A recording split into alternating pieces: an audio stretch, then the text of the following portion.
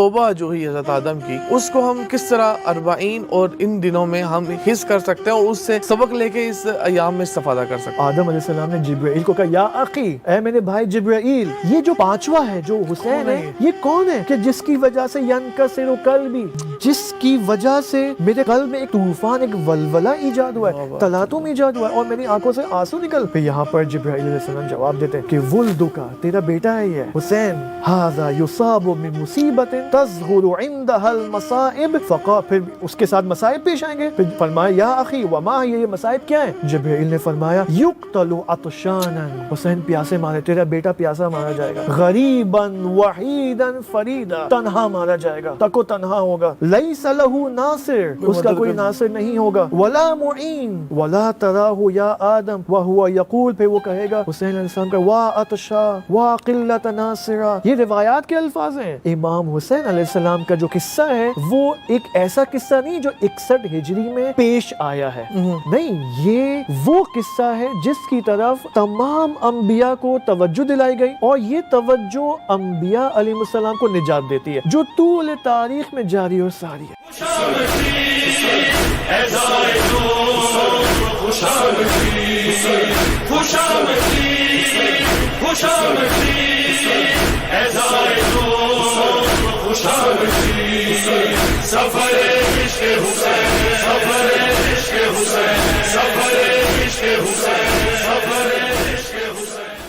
اعوذ باللہ من الشیطان الرجیم، بسم اللہ الرحمن الرحیم، السلام علیکم ورحمۃ اللہ وبرکاتہ۔ ناظرین اکرام، پروگرام 40 سفر عشق میں آپ کو خوش آمدید عرض کرتے ہیں۔ یہ سلسلہ بحث کا ہدف یہی ہے کہ ہم ان ایام سے جو خداوند متعال نے ہمارے لیے ایک واقعہ ہدیہ ہے، ان سے استفادہ کر سکیں، اور جو خدا نے ان ایام میں رموز اور اسرار رکھے ہیں ان کو سمجھ سکیں اور اس سے استفادہ کر کے ہم کمال تک پہنچ سکیں۔ اسی حوالے سے ہمارے ساتھ بحث میں موجود ہیں شیخ خانی رضا صاحب۔ السلام علیکم۔ وعلیکم السلام۔ خیریت سے آپ؟ ٹھیک ہے انشاءاللہ۔ بہت شکریہ آپ کا، جیسے آپ پہلے بھی وقت دیتے رہے اور آج بھی آپ نے وقت دیا۔ جیسے جو ناظرین آج ہمارے ساتھ، جنہوں نے آج پروگرام میں ہمارے ساتھ جوائن ہوئے ہیں، ان کو بتاتے چلتے ہیں کہ ہم پہلے 2 سیشن ہو چکے ہیں، اور خلاصتاً میں معذرت آپ سے وقت لیتے ہوئے کہ اس میں ہماری جو بحث ہے وہ اس میں 40 اور 40 یعنی اس کو ہم نے اس کا کہ ٹرننگ پوائنٹ ہے، جیسے تاریخ کے مختلف ٹرننگ پوائنٹس ہوتے ہیں، اور اس کے اندر حضرت آدم تک پہنچے تھے، حضرت آدم سے لے کے نیچے تک آنا تھا، اور پچھلے سیشن میں ہم نے حضرت آدم کے حوالے سے بات کی۔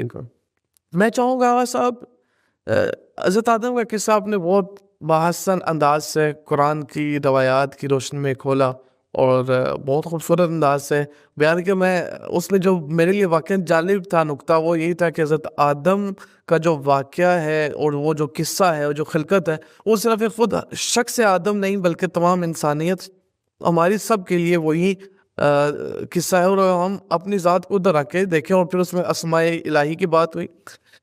میں چاہوں گا کہ اس سیشن میں آپ اس چیز کی طرف، اسی بحث کے تناظر میں ہم اس کو 40 سے کیسے وصل کرتے ہیں، ہم 40 میں کس طرح قصہ یہ حضرت آدم، خلقت حضرت آدم اور توبہ جو ہوئی حضرت آدم کی، اس کو ہم کس طرح 40 اور ان دنوں میں ہم حص کر سکتے ہیں اور اس سے سبق لے کے اس ایام میں استفادہ کر سکتے ہیں انشاءاللہ۔ بسم اللہ الرحمن الرحیم۔ اللهم كل وليك الحجة بن الحسن صلواتك عليه وعلى آبائه في هذه الساعة وفي كل ساعة وليا وحافظا وقائدا وناصرا ودليلا وعينا حتى تسكنه أرضك طوعا وتمتعه فيها طويلا اللهم صل على محمد وآل محمد وعجل فرجهم۔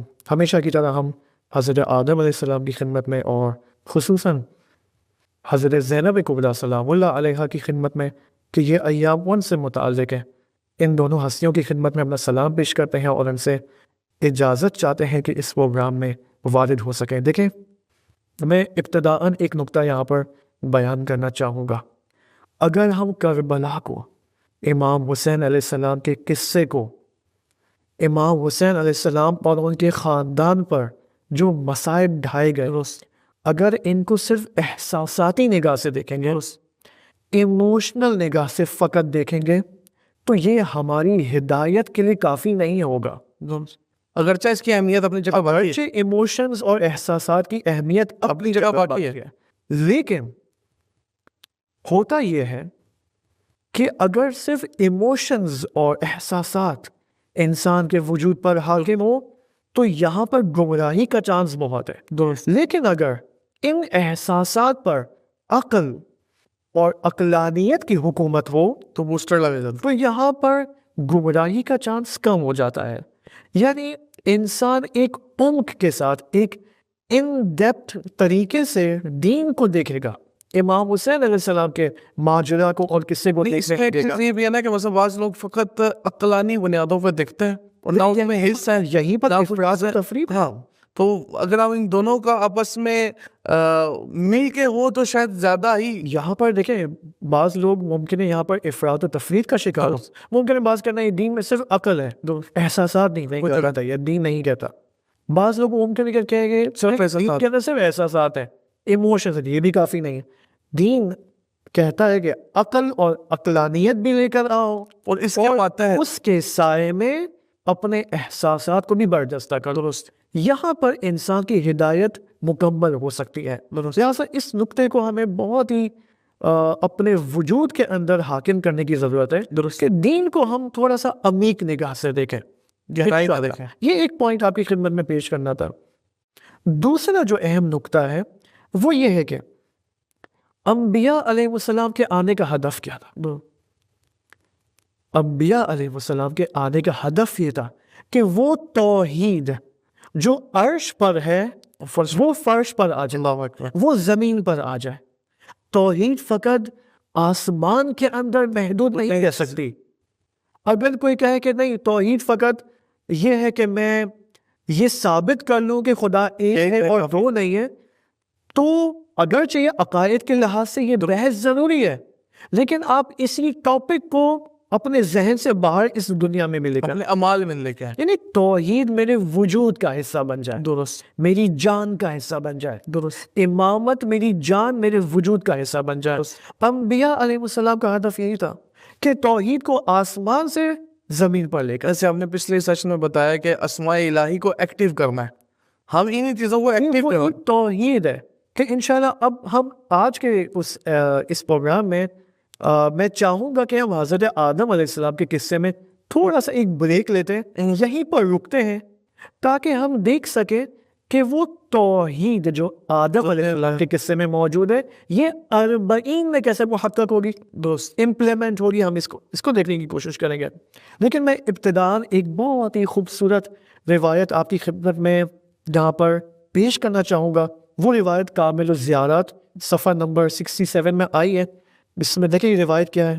ائمہ ہدیٰ علیہ السلام فرماتے ہیں کہ ما من نبی, کوئی ایسا نبی نہیں ہے الا مگر یہ کہ وقد زار کربلا, اللہ اکبر, مگر یہ کہ اس نبی نے کربلا کی زیارت کی, ووقف علیہ, اور وہ کربلا کے مقام اور لوکیشن میں رکا ہوا ٹھہرا ہو. یعنی ہر نبی نے 1,24,000 میں سے تمام انبیاء نے کربلا کی زیارت کی ہے اور وہاں پہ وقف بھی کیا ہے, توقف بھی کیا ہے. اس سے ہمیں پتہ چلتا ہے کہ امام حسین علیہ السلام کے مصائب پر توجہ دینا, نہ فقط مصائب پر توجہ دینا بلکہ اس لوکیشن اور اس مکان میں ٹھہرنا جہاں امام کی قربانی ہوئی ہے, جہاں پر وہ مصائب ڈھائے گئے اہل البیت علیہ السلام پر, اس مکان کی اہمیت بھی ہمیں پتہ چلتا ہے. یہ سنت انبیاء ہے, اور یہ انبیاء کی سنت ہے جو طول تاریخ میں جاری اور ساری ہے. اس سے پتہ چلتا ہے کہ امام حسین علیہ السلام کا جو قصہ ہے وہ ایک ایسا قصہ نہیں جو 61 ہجری میں پیش آیا ہے, نہیں, یہ وہ قصہ ہے جس کی طرف تمام انبیاء کو توجہ دلائی گئی, اور یہ توجہ انبیاء علیہ السلام کو نجات دیتی ہے. جس طرح میں نے آپ کی خدمت میں حضرت آدم علیہ السلام کی توبہ کا ماجرا پیش کیا, انشاءاللہ وہ روایت آپ کی خدمت میں پیش کروں گا. یہ ایک دوسرا پوائنٹ ہمارے اس حوالے سے. ایک نکتہ جو میں نے کل یا پچھلے ایپیسوڈ میں پیش کیا تھا وہ حبود کا ماجرا تھا. آپ دیکھیں جب آدم علیہ السلام اس شجرہ ممنوعہ کی طرف متوجہ ہوتے ہیں اور اس پھل سے تناول کرتے ہیں تو یہاں پر حبوط کا خطاب آتا ہے خداوند سبحان کی جانب سے.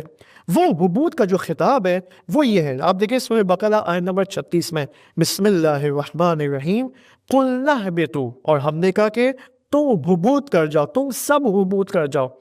کس کو خطاب ہے؟ آدم، حوا اور شیطان کو. تینوں کو خطاب ہے. بعضکم لبعض عدو، تم میں سے بعض دوسرے بعض کے دشمن ہوتے ہیں. کیا مطلب؟ اس کو ہم اصطلاح میں کہتے ہیں حبوط عداوتی. درست. وہ حبوط جو من دانی یا من حیوانی سے مربوط ہے. درست. اس حبوط جیسے آپ دیکھیں انہوں نے اس پھل سے تناول کیا، بدن کی طرف توجہ ہوئی. بدن یعنی انسان کا من حیوانی، حیوانی حقیقت انسان، درست. جو کہ پست ہے، جو کہ لوور لیول ہے. جو شیطان اسی کو دیکھ کے ہی کہہ رہا تھا پس. شیطان اسی کو دیکھ کر کہہ رہا، یعنی شیطان نے بھی انسان کا یہی من حیوانی دیکھا اور کہا پس اور کہا کہ دیکھو بھائی یہ پست ہے، میں بہت اچھا ہوں. ٹھیک ہے، اب یہاں تک اس کو ہولڈ رکھیں. اب جب یہ حبوط اول کی خطاب آتا ہے تو یہاں پر یہاں پر در حقیقت دو راستے وجود میں آتے ہیں. درست. آدم کی نسبت ملائکہ کا سجدہ، اس سے پہلے ایک ہی راستہ موجودہ اس پورے کائنات میں، وہ راستہ ہدایت کا راستہ.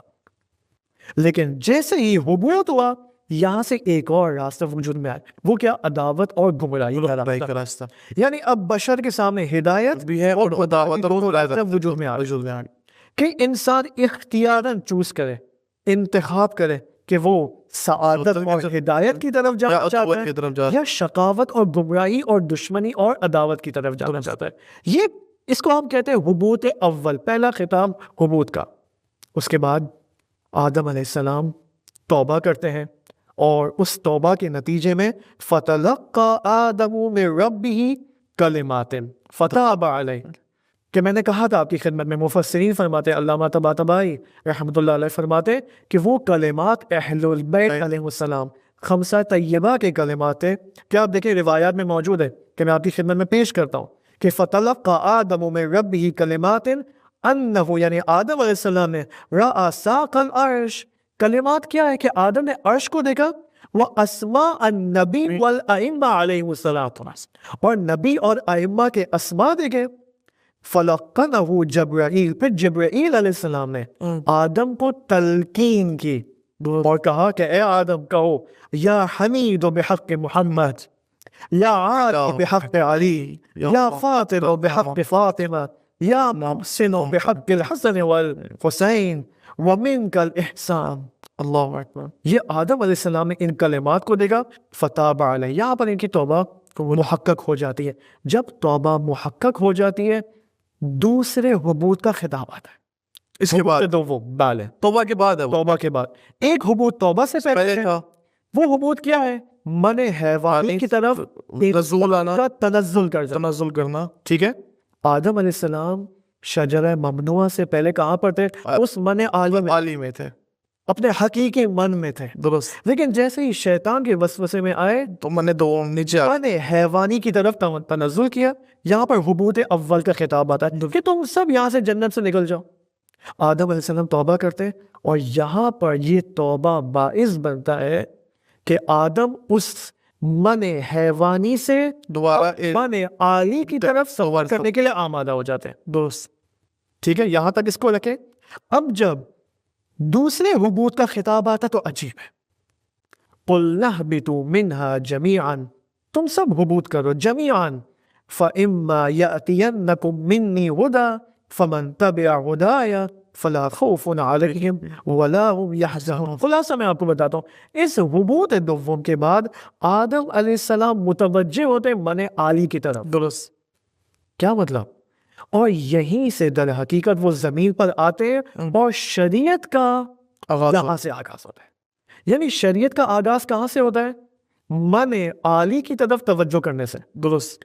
اس حبوط دوم کے بعد شریعت کا آغاز ہوتا ہے اور آدم اپنی نبوت کا آغاز زمین سے کرتے ہیں. ٹھیک ہے، اب اس کو سنبھال کے رکھیں. حبوط اول، حبوط دوم.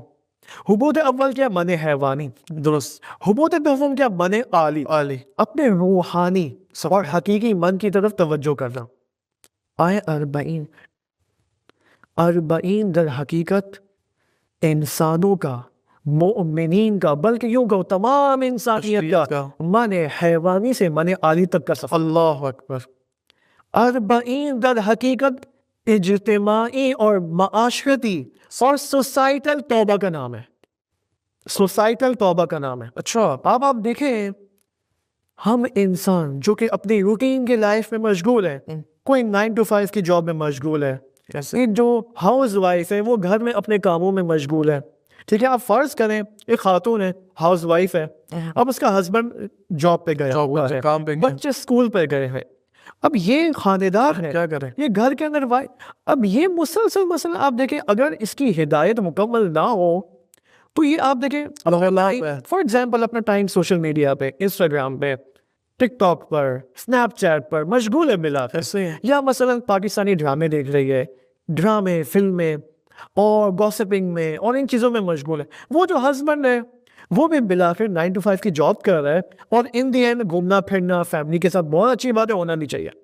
لیکن ہم اپنی پورے سال کے اندر ان کاموں میں مشغول رہتے ہیں جس کا تعلق من حیوانی سے ہے. ایسے من حیوانی یعنی وہ ایکٹیویٹیز، وہ فعالیتیں جو ہمارے بدن سے متعلق ہے.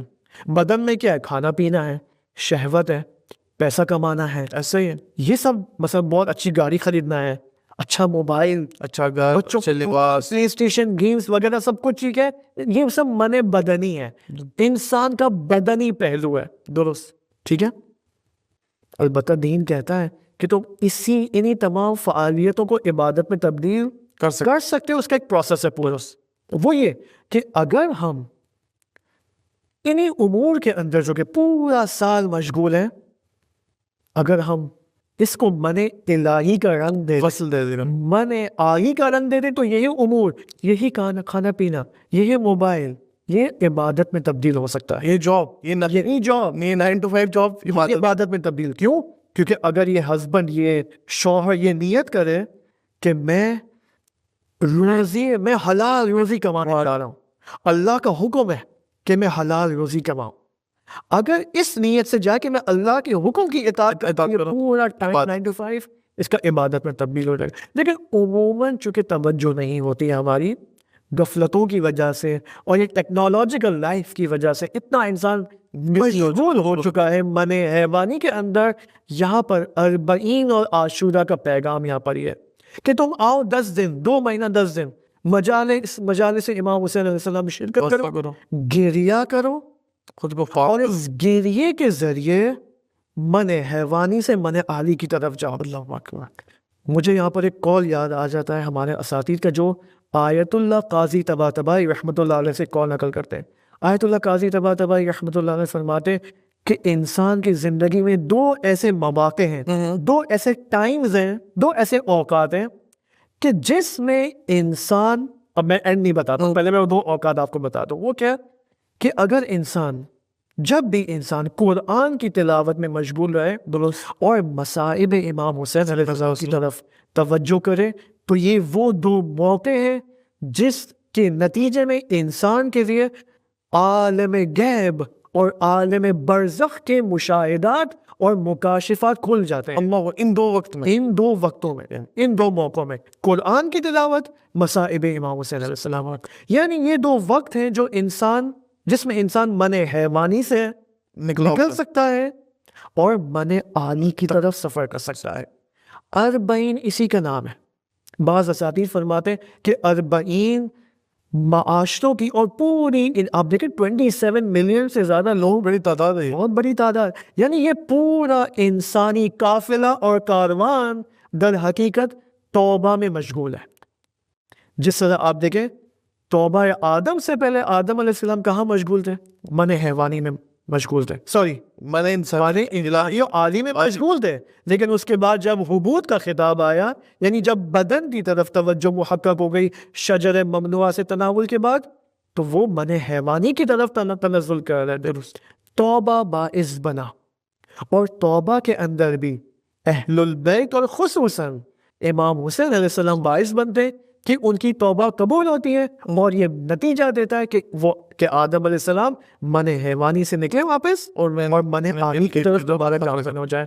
تو 40 اسی توبہ کا نام ہے، وہ انتہا کیا؟ سوشل توبہ، سوسائٹل معاشرتی توبہ کا نام ہے۔ یعنی یہ پورا 30 ملین کا قافلہ امام حسین علیہ السلام کے حرم کی طرف سفر کر رہا ہے، اس توبہ کے اندر، اس توبہ کی حالت کے اندر، اس مغفرت الہی کی حالت کے اندر، جس کے نتیجے میں کیا ہوگا؟ یہ پورا انسانی کاروان در حقیقت من عالی کی طرف چلا جائے، یعنی اس کی توجہ من عالی کی طرف ہو جائے۔ یہیں سے انسان کے کمال کا سفر شروع ہو جاتا ہے۔ آپ دیکھیں کس قدر یہاں پر اہل البیت اور خصوصاً امام حسین کا قصہ مہم ہے۔ اب آپ اس نگاہ سے دوبارہ اس روایت کی طرف آئیں کہ جب آدم علیہ السلام نے عرش کو مشاہدہ کیا اور اہل البیت کا مشاہدہ کیا، اور پھر جبرائیل علیہ السلام نے اہل البیت کا نام لیا، مثلا یا حمید و بحق محمد، یہاں تک کہ جبرائیل امام حسین تک پہنچتے ہیں۔ جب امام حسین کا نام آتا ہے تو یہاں پر روایات کے الفاظ عجیب ہیں۔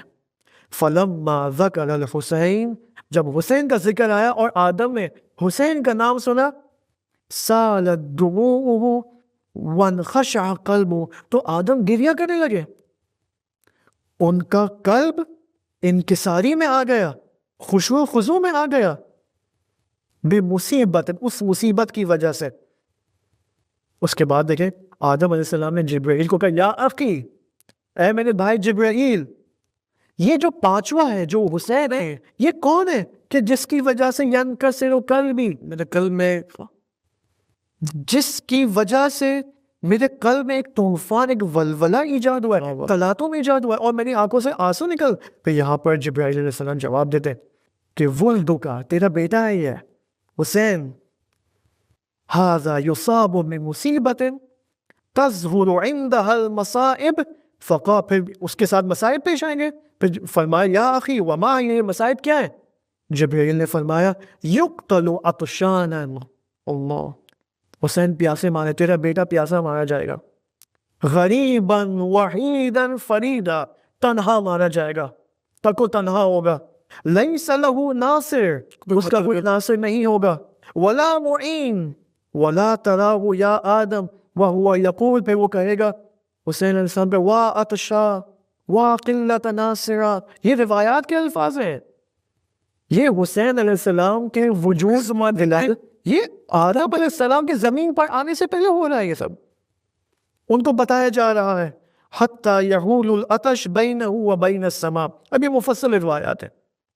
یعنی یہ وہ باعث بنا ماجرا امام حسین اور مصائب امام حسین، جس کی وجہ سے آدم علیہ السلام کے اندر وہ تواضع، وہ انکساری ایجاد ہوتی ہے اور وہ توبہ قبول ہوتی ہے۔ تو توبہ قبول ہونا، اس کی اہم ترین شرط امام حسین علیہ السلام کے مصائب ہے۔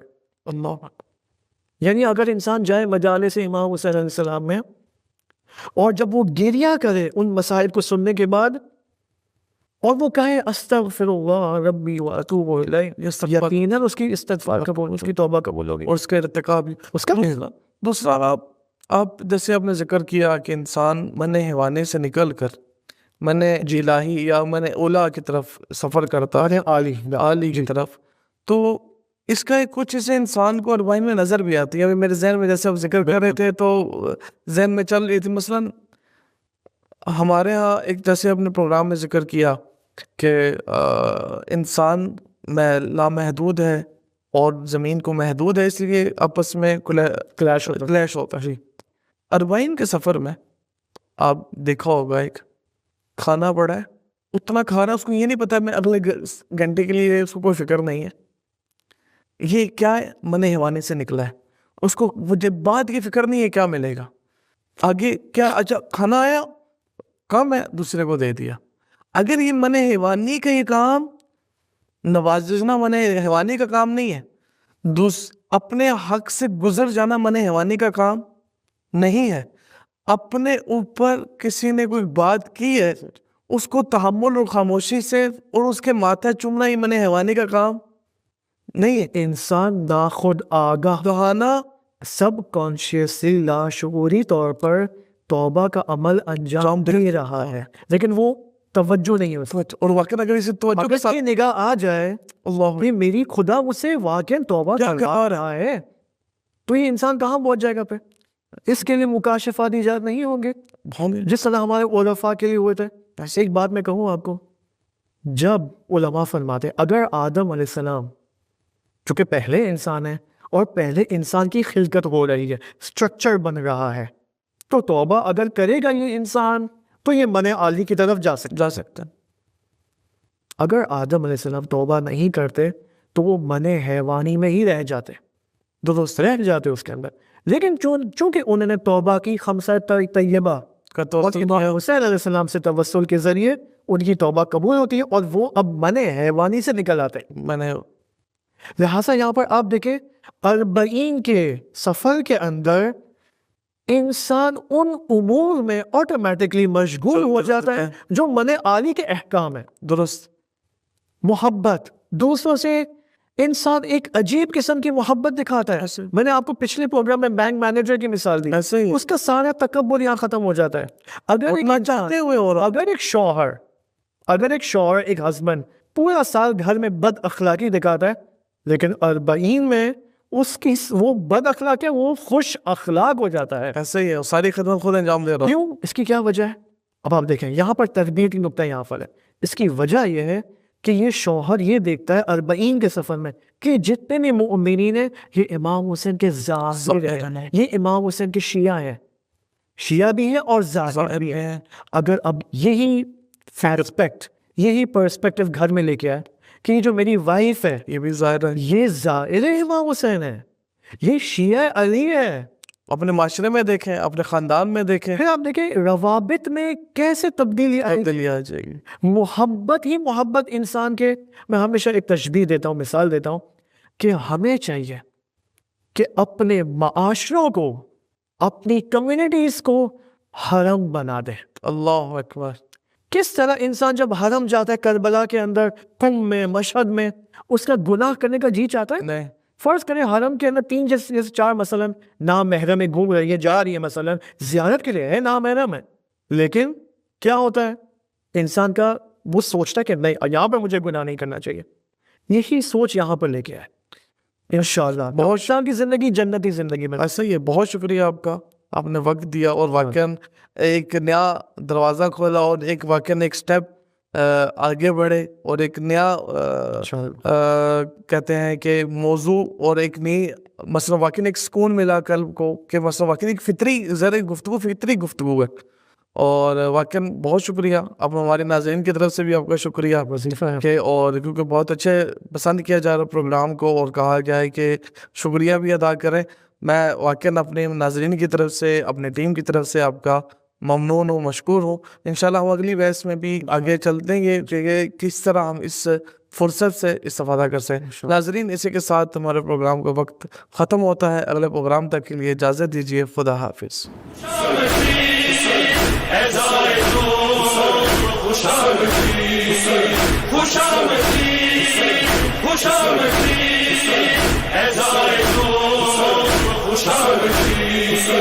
سفر عشق حسین